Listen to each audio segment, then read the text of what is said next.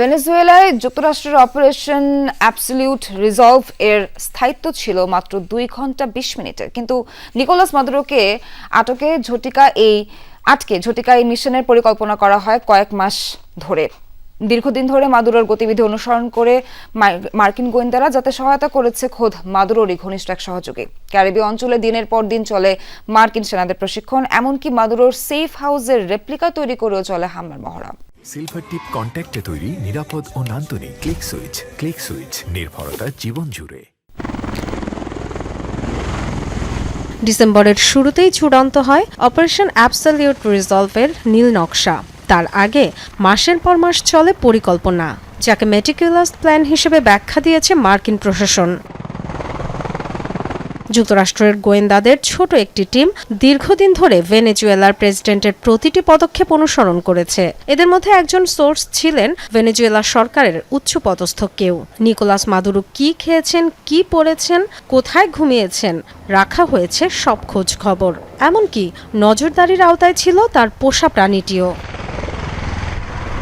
পরিকল্পনার অংশ হিসেবে কয়েক মাস ধরেই ক্যারিবীয় অঞ্চলে সামরিক তৎপরতা বাড়ায় যুক্তরাষ্ট্র।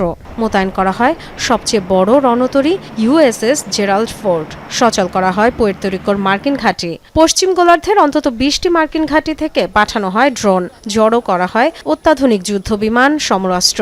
গত আগস্ট থেকে অন্তত 15,000 মার্কিন সেনা প্রস্তুত ছিল ভেনেজুয়েলার দরজায়। ফাইটার্স, বম্বার্স নিয়ে নিয়মিত চলছিল ভেনেজুয়েলা মিশনের মহড়া। এমনকি কারাকাসে নিকোলাস মাদুরোর সেফ হাউসের একটি হুবহু রেপ্লিকাও তৈরি করেছিল মার্কিন বাহিনী, যেটি ঘিরে চলে রিহার্সাল। মূলত আকাশপথের সক্ষমতার উপর নির্ভর করেই সাজানো হয় পূর্ণাঙ্গ পরিকল্পনা। অপেক্ষা ছিল কেবল সঠিক সময়ের। অবশেষে এলো নির্দেশ।